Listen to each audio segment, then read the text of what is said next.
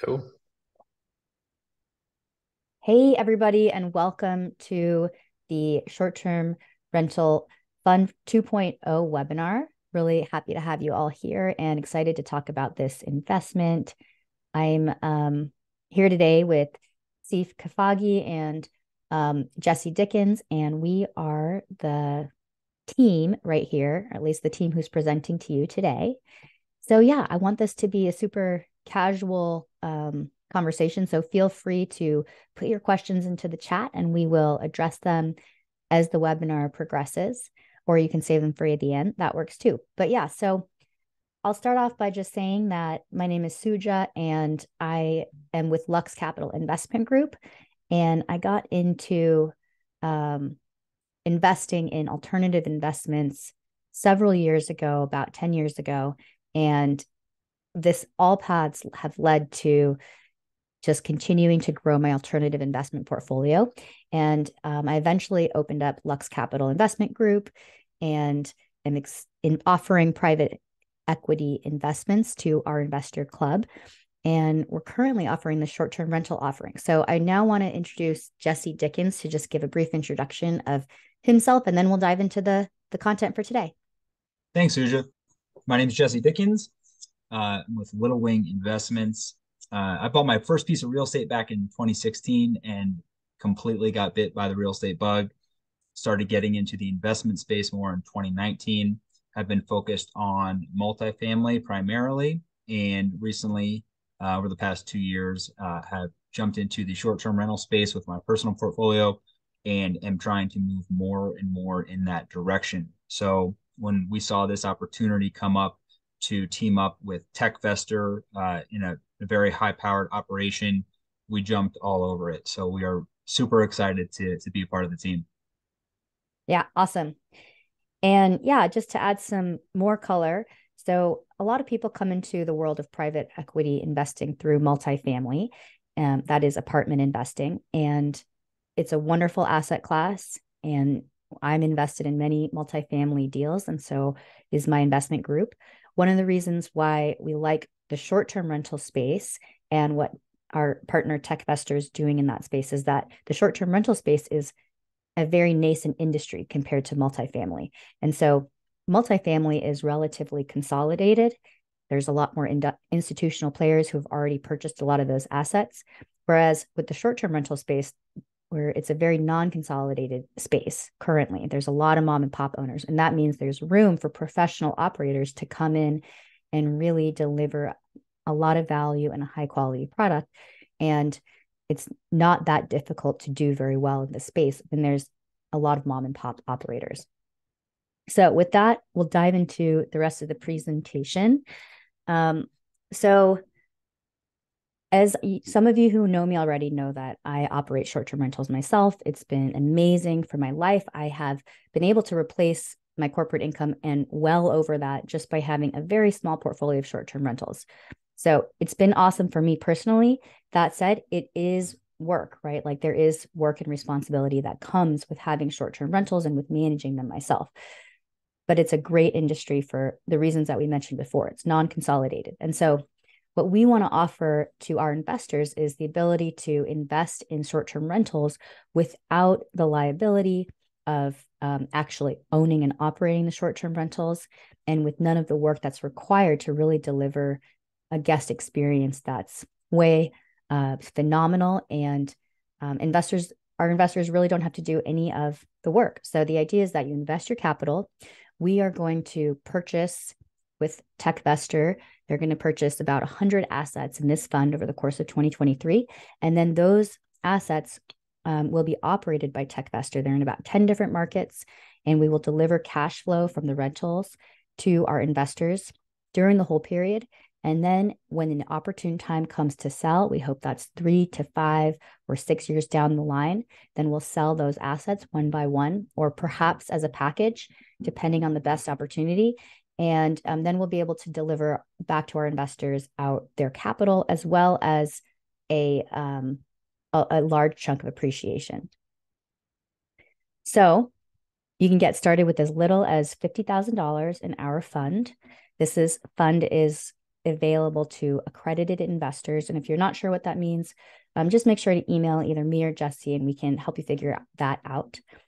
We will be delivering quarterly cash flow. So payments will come out every quarter, and we'll be passing through tax benefits. Again, there's zero liability. Like when you purchase your own rental property that you're going to own, you have liability for the mortgage. In this case, passive investors don't have liability for the mortgage. They're what's called limited partners. And you've got instant diversification. We're going to be in 100 properties or so in this fund in about 10 or so different markets, and that equals instant diversification across different types of short-term rental properties, different markets, and etc. And I kind of already went over this. We're going to be earning cash flow while we hold the properties. Again, that's up to about 5 years, and we will own that group of properties as a group. After the hold period, we'll look to sell the portfolio, and a lot of buyers are going to be excited to buy this because it's an existing business that's operating at a high level. So people want reliable streams of cash flow when they're buying businesses. And so there's going to be investors out there who want to buy a performing business. And we're going to be able to show them historical revenue. So we'll be able to say, look, here's the T24. Here is how this property has performed. Here are the costs associated with it. And this is what you can expect to receive if you buy this asset. So there's going to be retail buyers who will be interested in these properties. There'll be institutional buyers because as the space matures, institutions are going to be more and more interested in purchasing portfolios that are operating at a high level. And so we'll have multiple exit strategies available. Okay, so now I am going to pass it over to Sif to talk about their track record so far. Awesome. Thanks, Suja.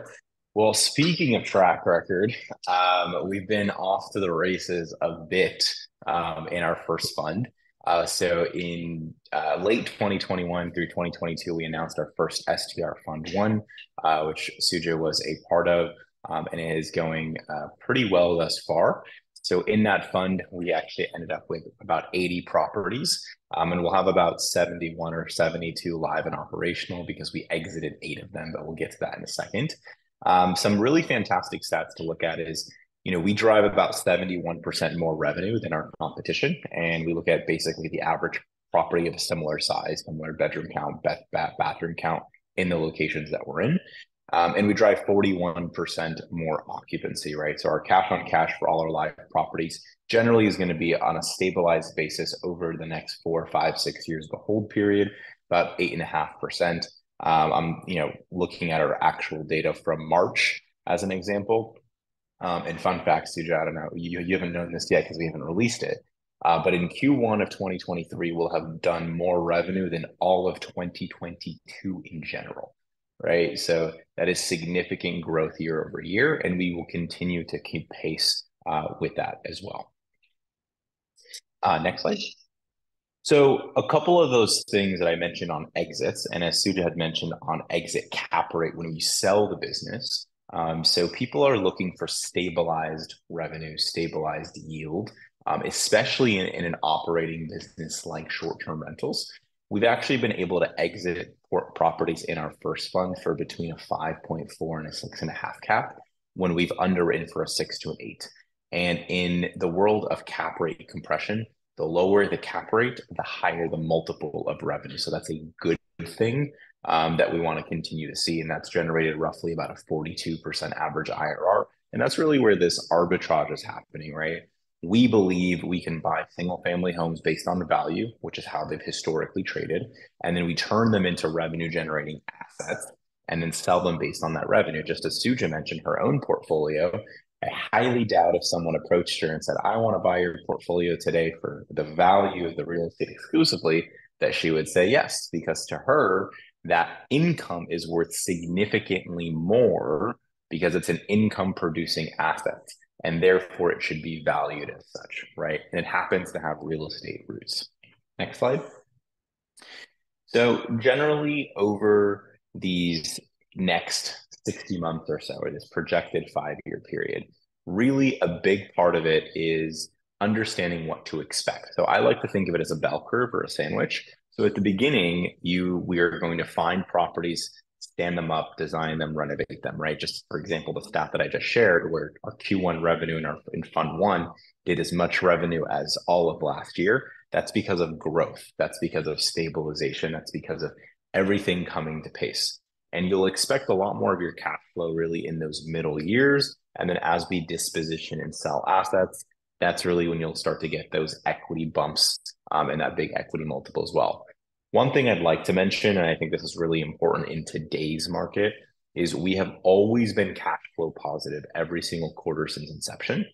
We've never had a capital call. And if you don't know what that is, that's a good thing. You don't want a capital call. Capital call in short is when a sponsor, Suja, myself, et cetera, would reach out to you and say, hey, things aren't going well. I need to put more money in order for you to retain your amount of ownership. In fact, in our docs, we cannot actually ask or request for a capital call. And we drive 3 times the net operating income as our cost of debt. That's also known as a DSCR, a debt service coverage ratio. So we have incredibly healthy margins. So all that being said are things that are really important. And how we got here is a story of having the best team, and that's something I'm incredibly bullish and proud of. We've had some really great advisors in the space, people from AirDNA, Bigger Pockets along those lines. We've built our own software to find, identify, and operate properties, and we have significant scale and leverage with conservative underwriting, conservative performance, which we've continuously outperformed in Fund One. So we're excited to kind of share that story with you today. And I'd love to kick this off over to Jesse. Awesome. Thanks, Steve. So we're going to cover a handful of topics here. We're going to talk about short-term rentals as an overall asset class, why we like them, and what to expect with them. We're going to go over story, track record, and up-to-date performance. And I appreciate you, Steve, talking about Fund One already overperforming last year's fund. We're going to get more into that. We're going to talk about the Rockstar team, assembled some of the best leaders in the industry have been pulled together as advisors on this fund. They have proprietary software that has really enabled them to leverage that tech piece component of this to really maximize returns and just have a leg up on their competition. And the overall business strategy and multiple exit strategies that we have with this project. And probably most important to you is how, as a limited partner, you make money through this. So we are going to talk about the general structure of the fund, the structure of the returns, and just a deep dive into the nuts and bolts of the numbers overall. And lastly, and this is probably my favorite piece about this, is how we are protecting your capital. So as we are recording this in early April 2023, you probably have concerns about the market, the economy, interest rates, inflation, and you should. All those things are very viable topics, and that stuff is top of mind for us. And we're going to talk about how we have mitigated risk at every possible corner and why we really love this opportunity because of that. Awesome. Thanks, Jesse. And I just, before we go to the next slide, wanted to address a couple questions that came up. So the first question was, will we sell one property at a time or the group as a whole? And the answer to that is it depends. It depends on what the offers that we have on the table are. So we believe that there will be institutional buyers that will pay a premium to purchase multiple properties at one time. At the same time, we're open to selling off one property at a time if that's what we deem as the best opportunity for the portfolio as a whole. And the next question is, do you buy properties outright or have a mortgage? So we do have a mortgage on each property that's purchased, and Steve is going to cover that later in the presentation. So we'll cover that in just a little bit. And Jesse, passing it back to you. Sure. So we like to talk about this idea of reverse engineering, or finding the end goal and then working backwards to find out what are the steps to achieve that goal. So what is our end goal? Our end goal is to give you, our limited partners, a basically double of your initial investment in about a 5-year period. So we have a projected 5-year hold, Our overall return is 95%. So that comes out to about 19% a year. And that's a combination of cash flow as well as the proceeds from the sale. So this is a very heavy cash on cash flow deal. Typically, if you're invested in multifamily, you're going to see more in the 5, 6, maybe 7% average cash flow. And there's nothing wrong with that. Again, we love multifamily, but with this, we're looking at 8.5 plus. And that is extremely conservative. And our numbers and our data really back that up. So we're really excited about that. And the idea with this, because we know that you're all busy professionals, you have busy lives, careers, families, etc. We want this to be 100% passive. So when we talk about the term passive income, when you are an active investor, I know Suja and Steve can speak to this. There's nothing really passive about it. It's very active. There's a lot of day-to-day. There's a lot of managing the managers and oversight on these projects. And that's what it requires. But as a passive investor, you truly are passive. So what that means is your job is to vet a sponsorship team and find a sponsorship team that you trust and believe in to execute on their business plan. And once you find a team that you believe in and you invest with them, there truly is nothing else to do. We will handle everything. We do all the heavy lifting. We'll handle all the tax documentation for you and prepare that for you. So at the end of the year, we'll present that to you and you can present that to your CPA. We will do all the work so you can do everything else that you need to do. And as Suja already talked about earlier, this idea of instant diversification. So we're diversifying within this asset class of short-term rentals, but even so within that, we're diversifying within the asset class itself, being spread across about 10 different markets. And that helps with seasonality and ups and downs of certain markets. So when one market is slowing down seasonally, which can be expected, another market is really popping and booming, and allows to spread out our cash flow and really optimize the investment. And also the tax benefits. One of the huge benefits of investing in real estate is the tax benefits. 100% of those benefits pass directly through to you as the passive investor. So that's what our goal is, and that's what we put together here for you. So let's talk about short-term rentals. Most people think about Airbnb. There are other platforms, and we use those as well. VRBO is the other pretty large one, but Airbnb alone has more of a market share than the leading hotel chains combined, which you can see here on this slide. And that's kind of a mic drop kind of moment right there when you really think about that Airbnb alone has that much more of a market share than all of those major hotel chains. So we can jump into the next slide. And everything is based on supply and demand. So what we have seen over the past decade or so is just increased year over year demand. And what that means is that families and traveling groups are really preferring to stay in short-term rentals rather than in hotels. So I can speak to this from a personal level.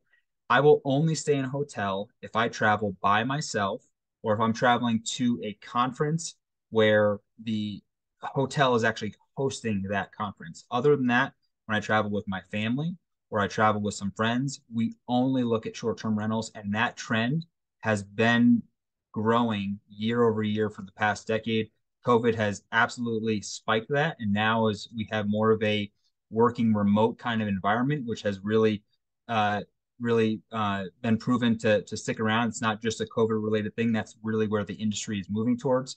You can take a family vacation, and if you have mom and dad who work remotely, you can still be working during your vacation. It's just driven up the demand for short-term rentals that much more. And speaking a little bit about the market, right? We are the experts in this space. We are the institutional option.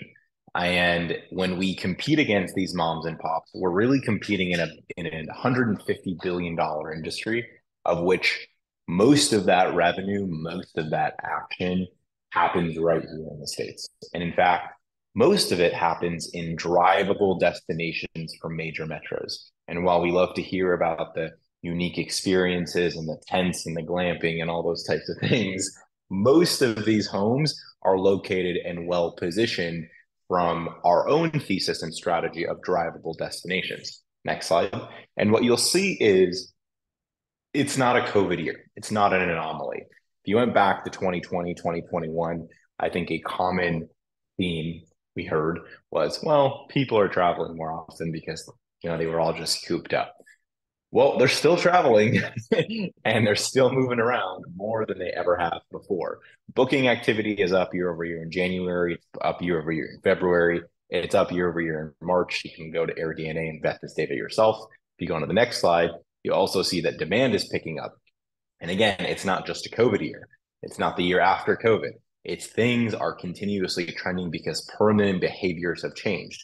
Remote work, flexible living, everything has changed. And the supply of Airbnb hosts is actually growing, but the churn is also increasing. And what that's telling us is that most mom and pop Airbnb hosts are not making it because they're realizing it's too much work. Now, for institutional operators like ourselves who have that excellence, we've been able to capture this market. If you go on to the next slide, what's even ironic is people are booking these trips further in advance than they ever have before. So they're traveling more often, they're booking more days, and they're planning to do so time and time again ahead of the schedule that they continue to do it. So next slide. So I'll kick it over here to Suja, talk a little bit about those moms and pops that we compete with.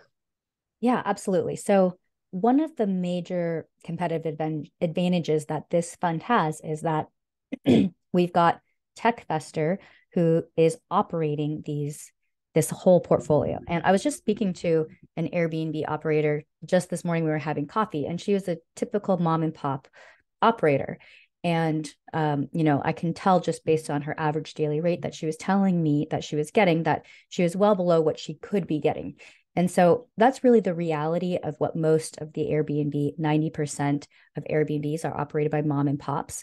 And so it's just not actually that difficult for TechVestor and for sophisticated operators to outperform the competition. And what's so exciting is that we're at the beginning of that trend of institutionalization. So we're at the very beginning of the short-term rental curve, inning 1 or 2, as Steve would say, where if you have professional management, professional design, great photos, if you're able to capitalize on management expenses through economies of scale, integrate technology, which is top notch, and we're going to talk about one of our secret sauces coming up soon.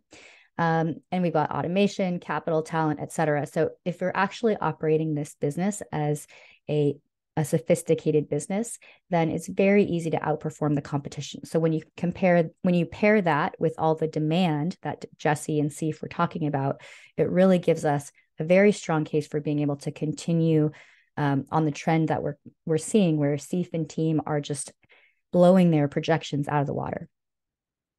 So what TechVestor and what our operator has to offer is a vertically integrated and scalable operational advantage. So we're going to go into exactly how they decide to purchase properties. So what does acquisitions look like? You got to buy right? And so we have a competitive advantage there with the technology that TechVestor has created. And we're also going to talk about their background. They come from big technology companies like Apple and Facebook and have run teams in those companies before. So very, very sophisticated from the technology standpoint. And we've also got great design. If you go and check out the portfolio on Airbnb, I'm sure you'll be just amazed. There are so many ways in which this team is able to set our listings apart, from having murals in the Scottsdale properties to making sure that the outdoors looks just absolutely fantastic, and getting those 5-star reviews, right? So reliably getting 5-star reviews and making the pictures pop is one of many ways that we can get those high average daily rates. And so, yeah, this is a live look at the performance of Fund 1. And then the big takeaway here is that, TechVestor has been operating this fund since sometime in 2021. And the Fund 1 has performed at about 46% over projections. So very conservative projections is the message here. We're projecting what we're projecting, we're outperforming by a large margin. And that is very good news for anybody who's considering investing in fund two, because we're just going to be building on that track record of success and continuing to implement what we've been learning through fund one. And if you look at average occupancy here, so average occupancy hovers around 68 to, sometimes up to 98%. What we're looking to do, though, is we're looking to maximize revenue, and we're looking to have a strategy where we're getting the maximum revenue per month per year. And sometimes that means we're going to be having properties that are booked up on the weekends for very, very, kind of event type weekends. And then there are going to be properties that are going to have a higher occupancy, but not as much focused on those large group gatherings, which are going to be, which might have shorter bookings, like a 5 or a 7 day booking. And this is just a slide where if you go to this slide in the deck, you'll be able to view all of the different listings in the Fund One portfolio. And again, beating projections by 42% on average, which is creating a 24 to 82% IRR across assets overall. Okay, let's see, same slide. Okay, so I'm just going to quickly introduce myself. I didn't really talk too much about my background, but just a quick introduction. So I have been investing in and working in the commercial real estate space for the last 12 years. I used to work for institutional buyers, meaning banks and finance companies that were purchasing multifamily assets, so apartment buildings. So I was an underwriter, which is a financial analyst, and also just underwriting every single aspect of the transactions. And so I have an idea of how institutional buyers look at real estate deals. That eventually led me to wanting to pursue real estate on my own terms. And I eventually, by accident, actually became a short-term rental host. I didn't set out to do that, but it was just such a good business that I just had to keep doing it, right? So I just built that portfolio from the ground up, and it allowed me to replace my corporate income, and it allowed me to continue to live life on my own terms. I eventually wanted to diversify and, do things in a different way in real estate. And that's why I ended up founding Luxe Capital, because I wanted to find a way to invest the money that I was earning from my Airbnbs in a passive way. And that's something I always encourage my investors to do, is to look at the ways that they can earn the most money, but then find ways to invest that money so that they can have those passive streams of income. All right, Jesse, please give a little bit about your background. Sure. So I come from the medical field. I'm an echocardiographer. I still work full time in the field. That means I scan ultrasounds of the heart. So I work in cardiology. Most of my network is within the medical field, and specifically in cardiology. I love what I do. I don't have any plans of not doing that anytime soon. But the idea of essentially buying back my time and being able to create more time freedom is the driving force for me. Being able to be more a part of my family's life, and I want to be able to do my profession strictly because I love it, not because my mortgage payment or the food on the table comes from that. So that was what really sprouted me into getting into real estate a couple of years back. Like I said earlier, I'm primarily in multifamily. We have about 340 units across Arizona and South Carolina. We love that space.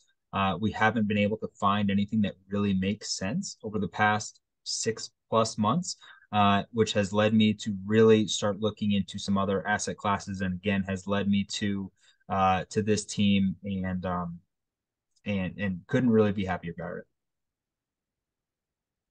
Awesome. Now, Sif, will you please introduce your team? Yeah, happily to. So I'm going to brag a little bit about our team because they are fantastic, as any leader would. So Sabrina and I both come from tech, Facebook and Apple respectively, where we've worked on everything from AirPods to building infrastructure and making sure the site doesn't go down, which is a big deal in tech, and building some really fantastic teams while we were there. And having the smartest people around you and working on a really tough problem is really the key to success, in my opinion, for most of businesses. And that's how we built this business to be no different. Next slide. So, after our own experience with that, we really went out and built a superstar team. So you have people like Mick, who used to run portfolios at places like Picasa, which is the largest short-term rental property management company in the country. You have people like Taylor, who's a fantastic Twitter and is a superstar aficionado when it comes to STR details and acquisitions. John is literally known as the Airbnb data guy in the industry, and he's our head of data. You don't see many private equity firms have a head of data. People like Josh, who also spent times at places like DR Horton and American Dreams for Homes, scaling funds and single family tract rebuilding, construction all across the country. A lot of these skill sets really are transferable into what we do here today in scaling an asset class one by one, property by property, market by market. Next slide. So that being said, we caught some attention in the last couple of years, really, where we've just been able to grow organically in many ways. So if you're ever curious to learn a little about the story, you can catch us in places online. You can catch us on podcasts. And there's a lot more on the Tech Festival website if you're interested in kind of hearing the backstory as well. Next.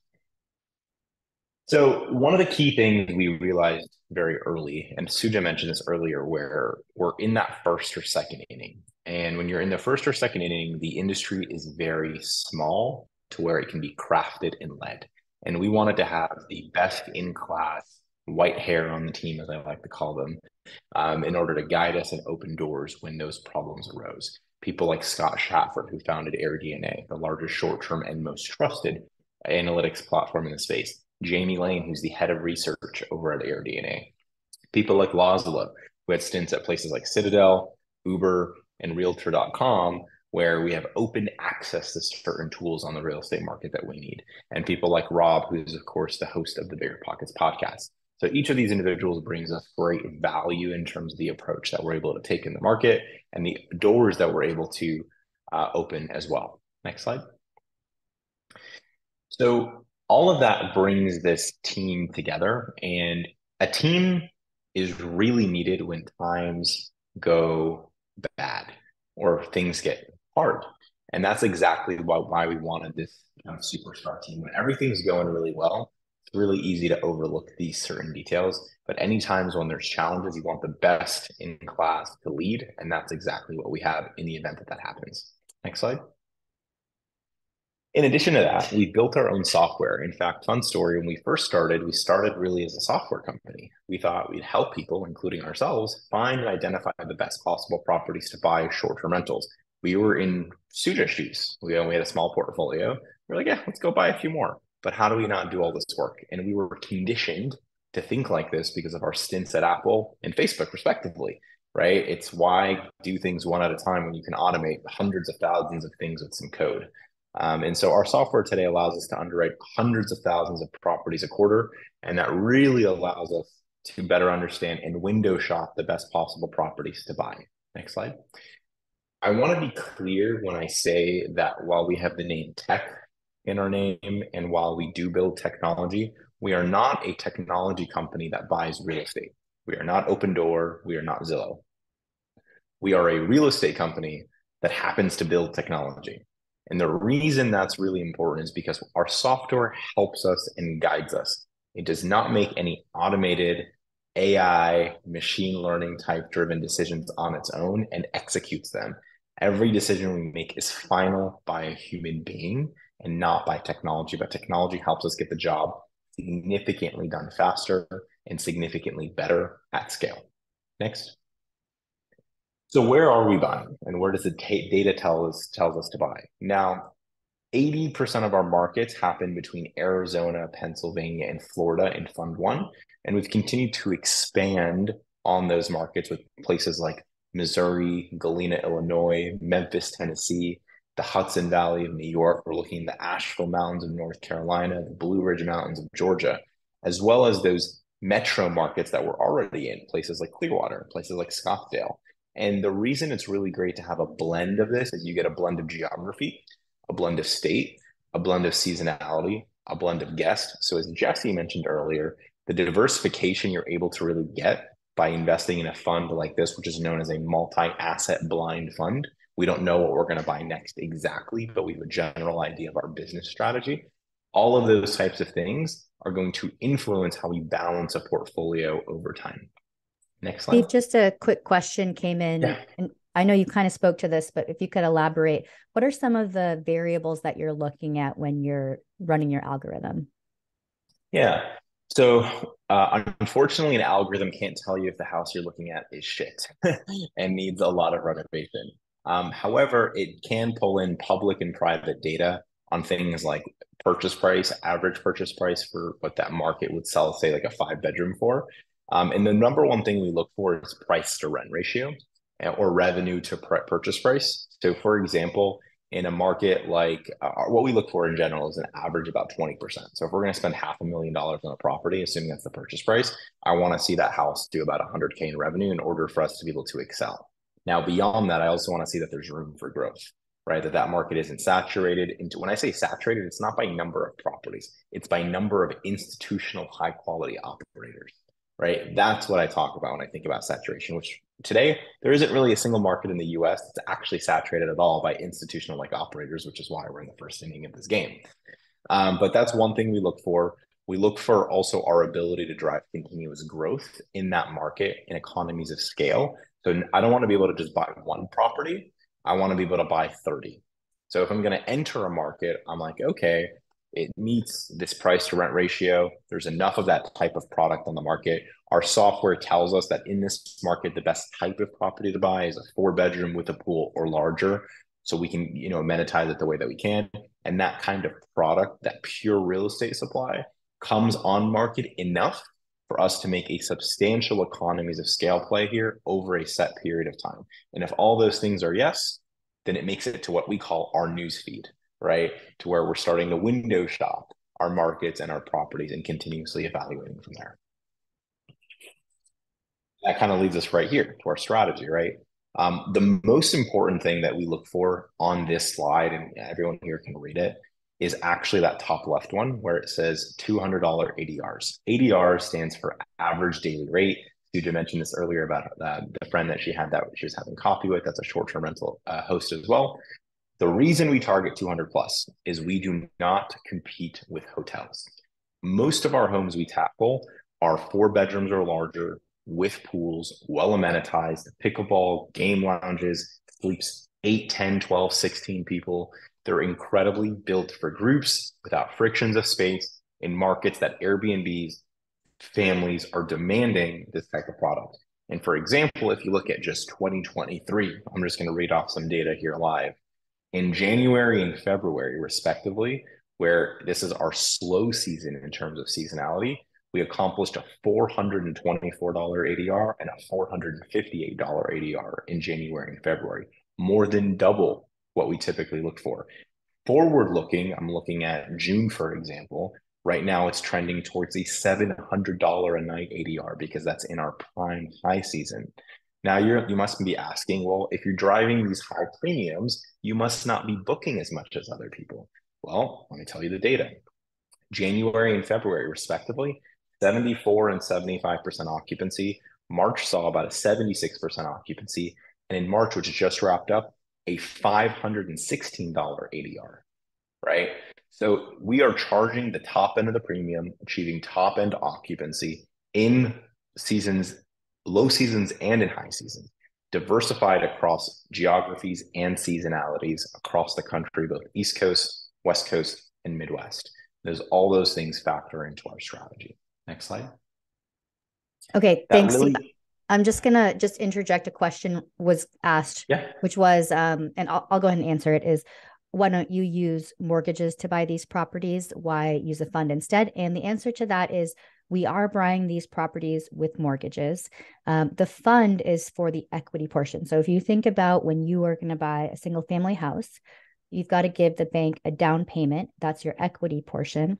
And then they put in the loan. And that's the capital stack in a typical single family home purchase. The equity that you put in, the down payment, and the loan that you get from the bank. And so with our fund, we're raising the equity portion from our passive investors, and we're getting mortgages. So that's a common question that comes up in these types of deals. And just want to clarify that we are indeed using leverage. Okay, back to you, Steve. Yeah, no worries. So what's our secret? It's not software, although that helps. It's not just our team, that helps quite a bit. It's the fact that we're vertically integrated.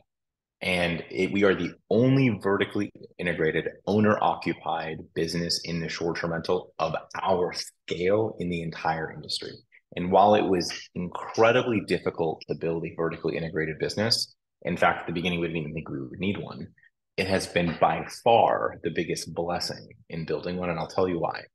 The problem with short term rentals is predominantly two things, it's the owner and it's the property manager. It's the owner who, in Suja's example, doesn't know how much to charge and doesn't have data and has a day job because they're navigating and living life and hobbies as they should, right? And then separately, it's the property manager who's incentivized to drive top line gross revenue, but not drive low line and below the fold profitability. So when you just outsource these things, it's really easy to make things feel passive, but it's really hard to pull a profit. And when we built all this stuff in house and optimized for profitability and high occupancies and high ADRs, we're not just driving top line revenue, we're driving actual yield. In fact, we're recording this in April 2023. Once distributions go out for the month, we'll cross $1 million in distribution since we started less than 12 months ago, right? So not only are we generating top line revenue, we're actually sending out distributions to investors. And anyone who's ever been a sponsor understands sending out that level of distribution certainly matters. So I'm going to go ahead and kick this over. And Jesse would love to hear from you a little bit on design and data. Oh yeah. And thank you for the segue. And I think one of the things that TechVestor does so well is understand their avatar. And that changes for each specific market. When you're looking at a market in Memphis, Tennessee, versus a market in Scottsdale, it's a very different avatar that you're looking at. So to be able to speak to that avatar specifically, and the fact that it's all vertically integrated.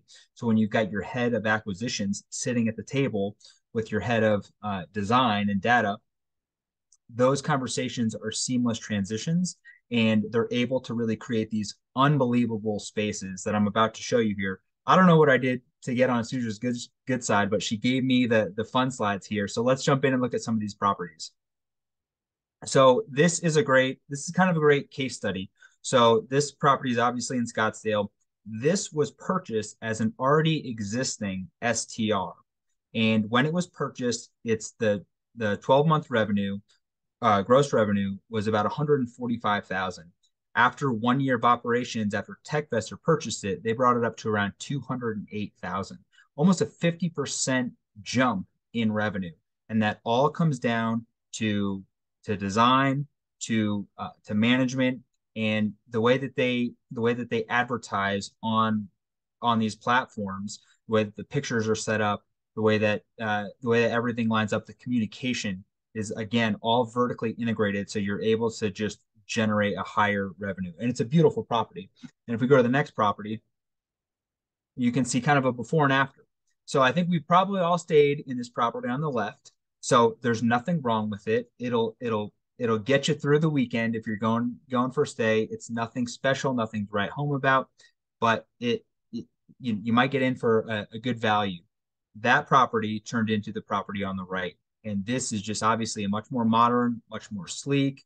It's staged in its photos, and it's much more enticing to where if you're looking at both of these properties, you're probably going to select the property on the right, especially when there's not that big of a difference in price, and you're able to stay at the same spot. And if we go to the next property, one of the most unique properties in the portfolio, another property in Arizona, and this is labeled as the Barbie House. This property was created essentially as a target for bachelorette parties. I think there's even been a couple of bachelor parties that have occurred at this property. But again, understanding your avatar, understanding the people that are looking, the guests that are looking for this type of product in this specific market. And this is one of the highest average daily rate properties in the portfolio, and has just performed really well.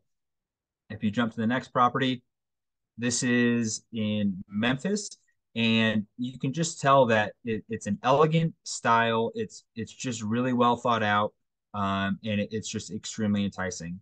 If you jump to the next property, this is in the Poconos. So this kind of has a combination of modern, rustic, but very clean, very crisp, and just the type of properties that generally when you have a guest that's looking for properties on a platform like Airbnb, they're probably going to select about 3 or 4 different properties and narrow it down to that many, and then they're going to go back and look through a second and third time before they make a decision.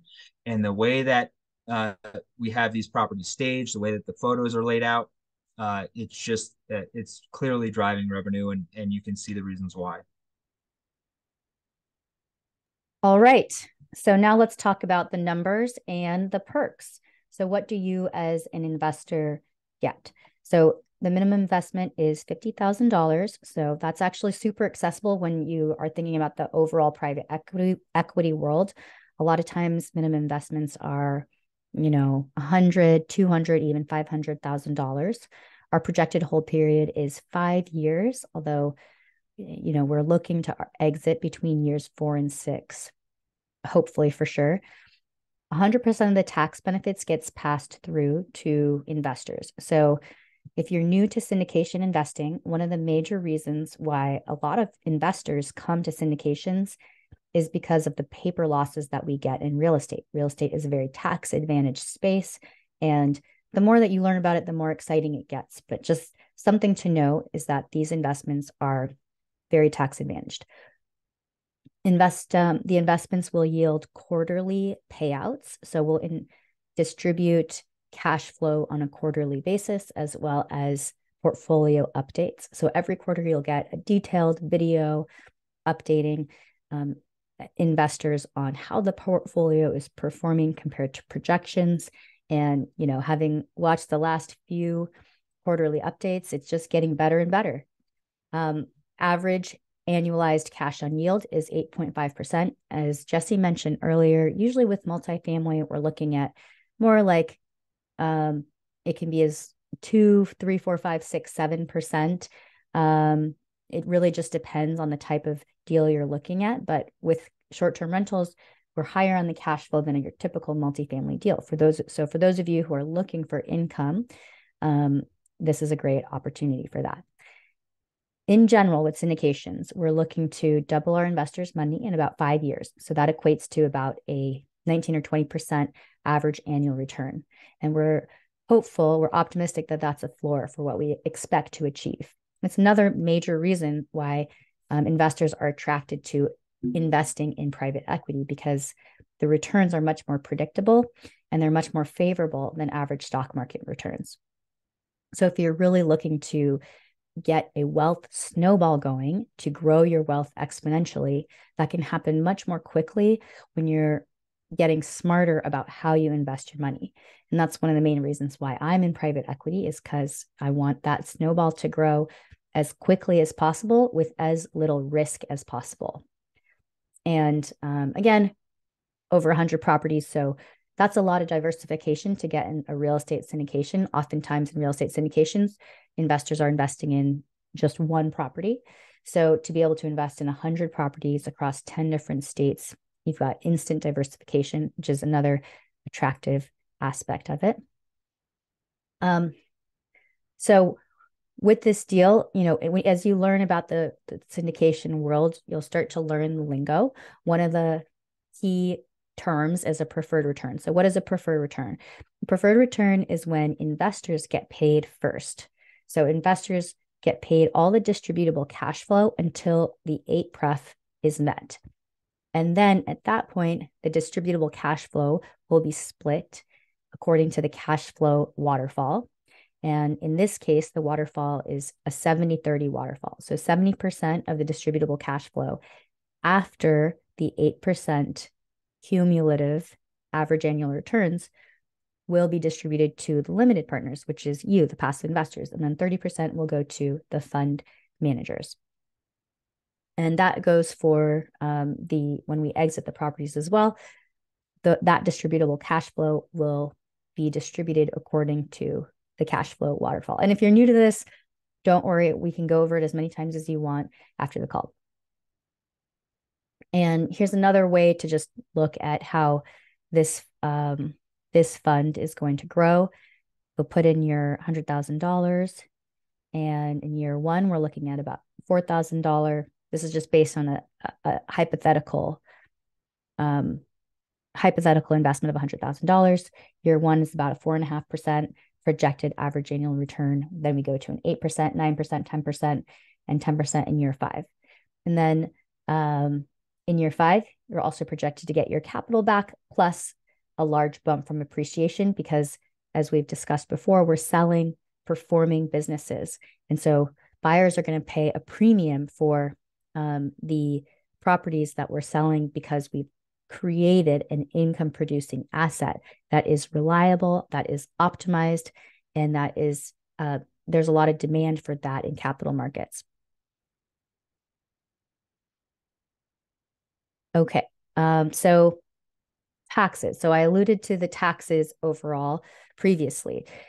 These are might sound like some big words for folks who haven't heard them before. Bonus depreciation and cost segregation.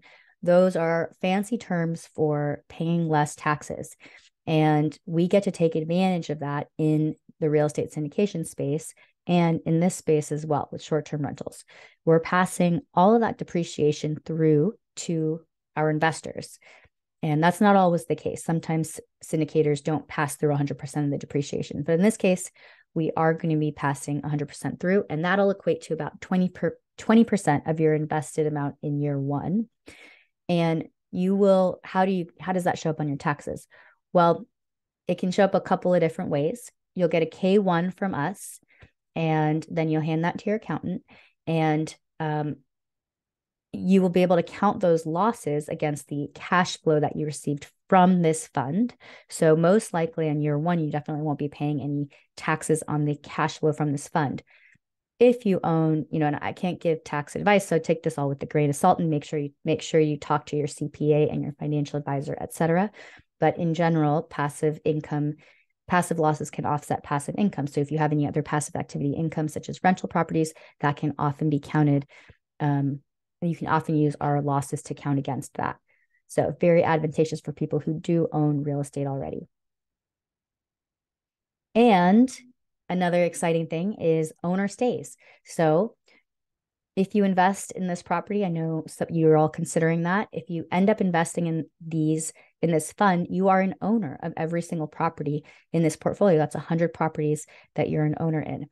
And we are offering the ability to stay in those properties at cost. So, without the Airbnb fees, et cetera.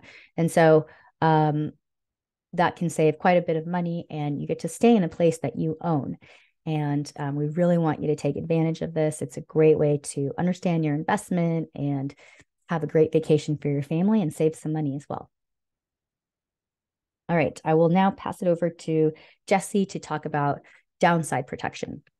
Downside protection. It's our favorite topic because, like I said earlier, we are at a very interesting time in the market cycle. Does that mean that we stop investing? No.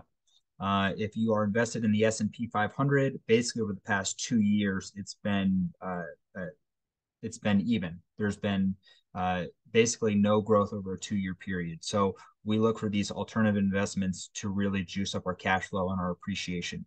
But with that said, we want to mitigate risk every way that we can. So this structure of acquiring these assets based on value of them as a single family home. So we're purchasing assets as a single family home. That's the value that we're purchasing at. And then on the exit, we're selling it as a business with an equity multiple to come up with the purchase price. So we're creating an arbitrage there that's very unique in this space.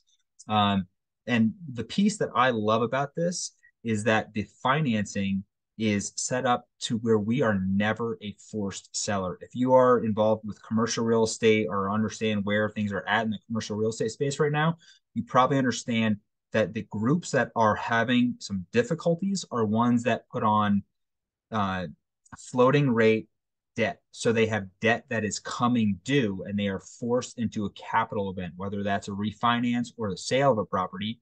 And now interest rates have jumped from 3 to maybe 6 or 7, and they're not able to perform on their previous business plan.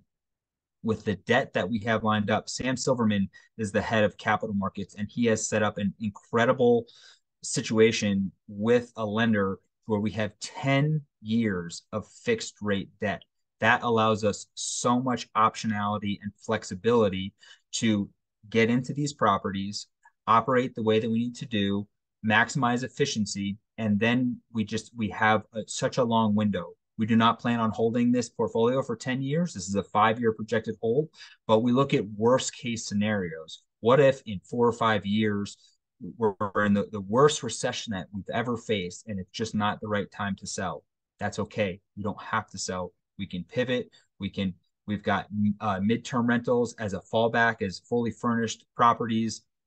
We can sell off individual properties as it was brought up before. We don't have to sell the entire portfolio as one lump sum. We can sell one or a couple properties together. These properties are not attached to each other or cross collateralized as far as the debt. So they're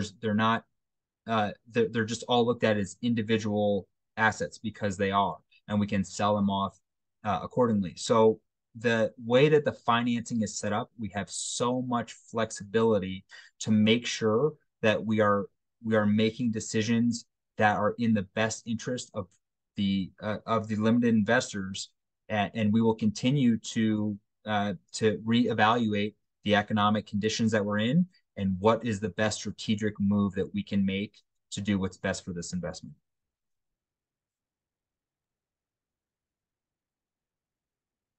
And All right. Yeah, I am so jealous that Jesse got that slide. That is one of my favorite competitive advantages to talk about is our debt structure. And as someone who is also an active investor in multifamily and storage and mobile home parks, and I think they all have a time and a place, they don't have our debt advantages. So also thinking about the market, the time to double down and get into real estate, in my opinion, is now. I think there's a lot of fear in the market, and rightfully so, some uneasy times. But a little bit of data, I think, helps calm some fears. It's not 2008. We do not have a housing crisis on our hands, at least from a lending perspective. I'm not saying housing prices can't go down. I'm saying they won't go down because of poor lending. Freddie and Fannie were implemented in 2008, the Dodd-Frank Act in 2010. Both of those essentially make sure that good, stricter lending is important. In fact, we've seen lending tighten, not expand, as we saw back in 2008. And that's exactly what Jesse was mentioning. We've also seen significant equity relative to the cost of debt. No one wants to give up their 2% mortgage rate. That's kind of where we're at right now. Next slide also shows you the quality of the borrower today versus back in the 2008 crisis. And I think this is a crisis that a lot of people point to because it's the most recent one in our memories. It's the one that you probably lived through. You remember maybe losing a lot through it or maybe gaining a lot through it, but it is not the same here. Now, if you go to the next slide, you might be like, well, see, aren't home prices coming down? And I'll tell you, yes, I think we've seen home price compression.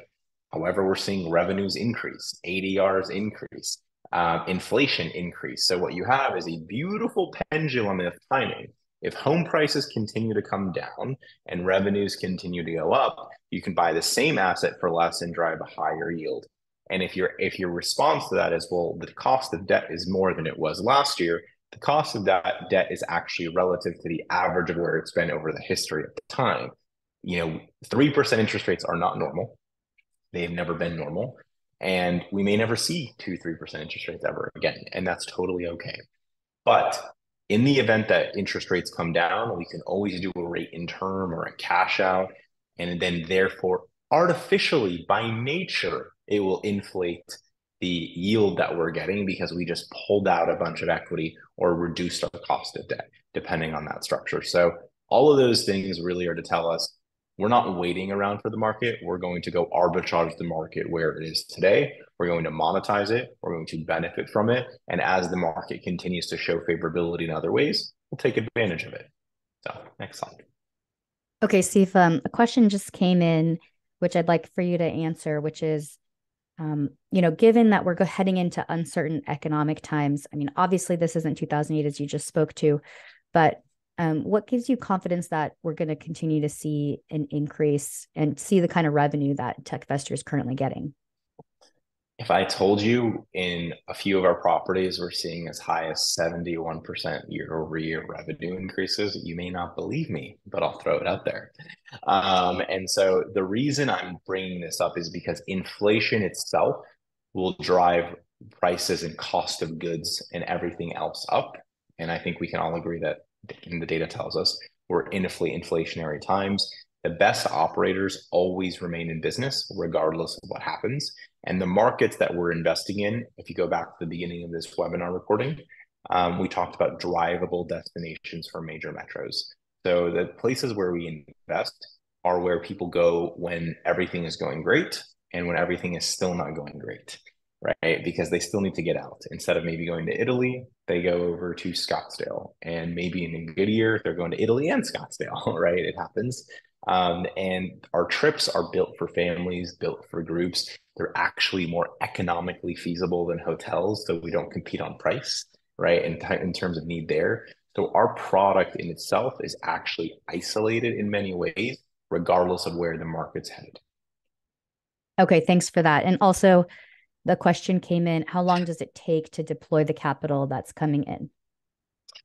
It's usually pre-allocated or within 45 days or less. And I'll give you a good example. In our first fund, we raised about 17 million in December, and that was allocated under 30 days.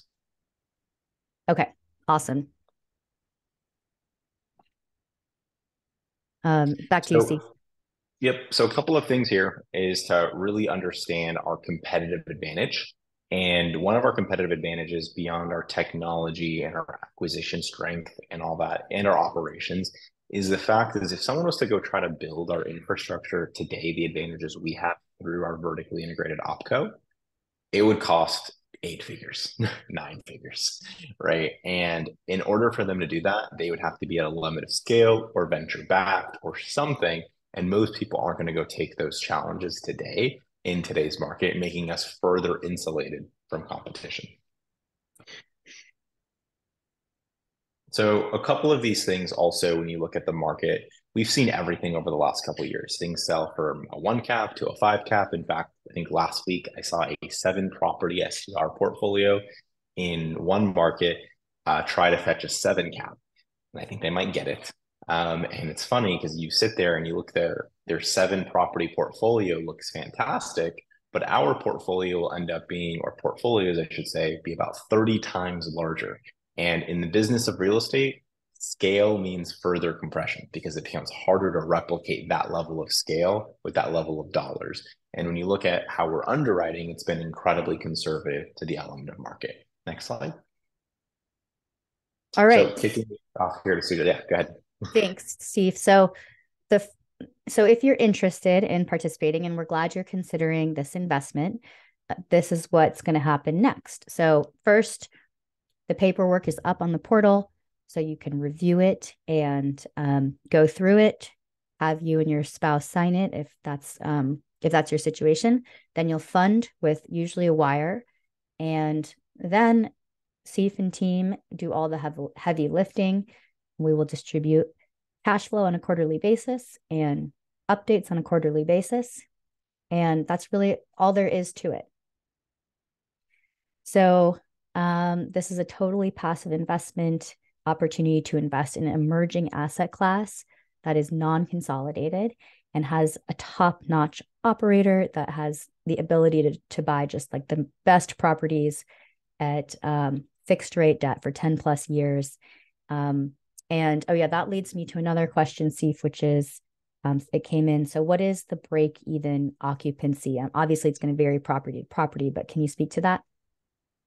Yeah, I mean, across the property level, I mean, it's and depending on the season, right, and the property and the location, I mean, you have everywhere from like 9% to 40%, and it's a wide range. I think generally across the portfolio, a good metric to look at is our NOI, our net operating income after our expenses, is 3 times the cost of our debt.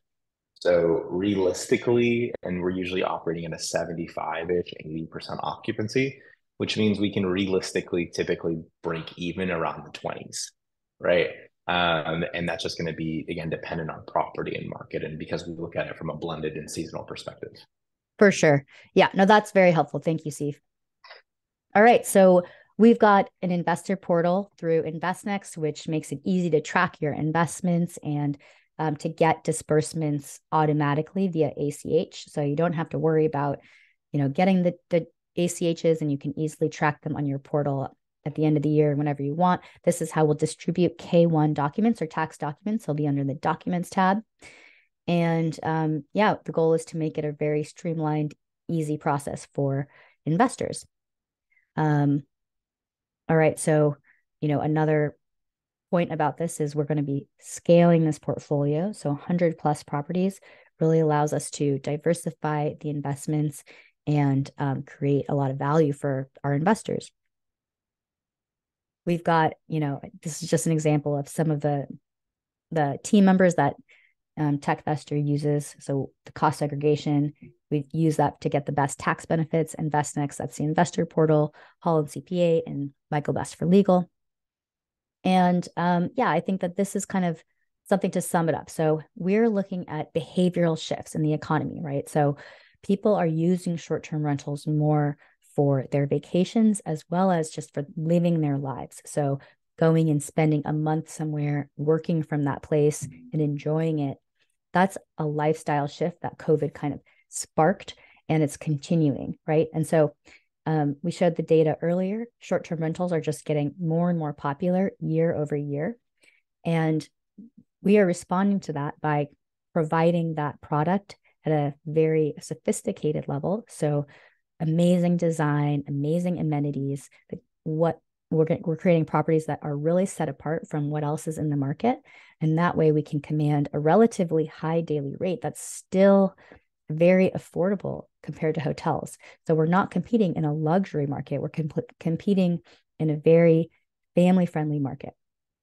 And we're operating at scale. We've got professional staff, professional cleaning, professional operations. So all the trends are really headed in our favor right now. And yeah, that's about it for now. We will now wrap it up with any other questions. So please feel free to put them in the chat, or you can say them out loud, and I'll just review the chat really quick to see if we missed anything.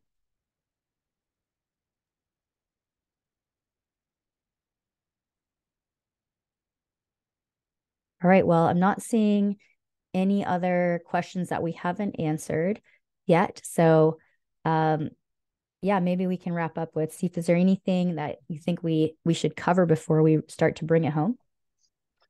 I think one thing I would just remember if you're getting into this asset class is understand that it's probably different than anything you've ever done before.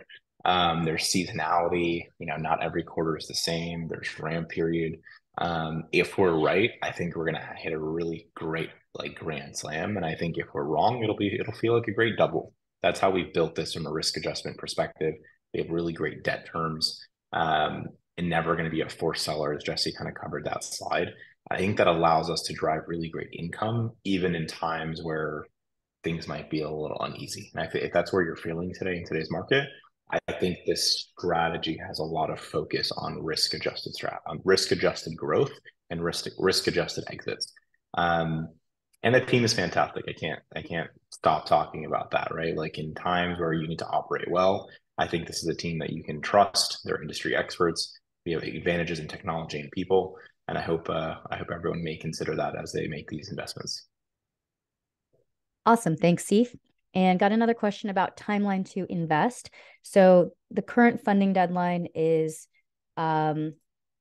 April 12th. So something to note about this fund is that we are going to have it open for the entirety of 2023. So there'll be a few different funding deadlines, one in April, one in July, one in October, and one in December. And yeah, we would love to have you in for the April round if you're ready. If you're not, then there will be other opportunities. And just keep in mind that your preferred return will start accruing from the April deadline if you do get in this time. And got another question. So do you have any pointers or resources around tax advantages? Well, that's a good question. There's a lot to explore in terms of tax advantages as it relates to real estate. And that's definitely something, we've got some resources on my website, and it's something we can continue to discuss offline because really everybody's situation is very unique. So happy to talk about with, to try to brainstorm. Of course, we don't give tax advice, but we can brainstorm with anybody about possible avenues for saving through taxes. Okay, question about investing with your retirement. Yes, so you can invest through a self-directed IRA. Usually that will be the case if you have a job that you used to have but no longer have. You can usually roll that over into a self-directed IRA, and then you can invest that in syndications or a lot of other things as well. So that's a very common way that people start to get into this type of investing, is they want to reallocate their retirement funds. And there's a question about, do you lose some tax benefits if you do that? Well, it depends on your situation, right? So if you're a real estate investor already, you may lose some of the tax benefits that you would have gotten by investing with the self-directed IRA. But and then there's certain types of investments that if you were going to make multiple investments in, real estate, alternative investing, you might decide to do some out of your STR, DIRA versus just like, your liquid cash based on your overall situation. So something that, again, I'm happy to talk about with anyone offline. And yeah, that's all the questions that we have coming in for today. So thanks so much, everybody. We're really glad that you're here. We're super excited for this investment. Jesse, do you have anything else you want to say? Sure. The last thing I would say is, first of all, thank you for taking the time to spend with us to go over this opportunity. And secondly, we as operators and fund managers, we find opportunities that we are going to invest in ourselves. And when we find opportunities like this, we offer that to you. So we just want to show an alignment of interests and values. And this is clearly popped up as the opportunity that we want to link up with and invest in ourselves, and are happy to share that with you. So happy to work with you guys moving forward. Yeah, you bring up a good point, Jesse, which is alignment of interest. And just to stack on top of what you said, in addition to co-investing, part of the reason we have a preferred return, which I spoke about earlier, is to create alignment of interest between private limited partners and general partners. So we want our investors' interests to be aligned with our interests, and we want our interests to be aligned with TechVestor's interests. And the preferred return and deal structure is one way of doing that, right? So we make sure that the limited partners are getting paid first. Of course, the general partners are going to be taking, an asset management fee and a little bit upfront to keep the lights on and to keep the company running. But most of the lion's share of the profits are going to come when we exit the deal. And that's really important because we want to make sure that all of our interests are aligned for a win-win-win situation. And it's something that, I'm very passionate about because I believe that it leads to better investments for everybody. So thank you so much, everyone, for coming. Really glad to have you here, and look forward to talking about this investment with you offline. Bye. Thanks, guys.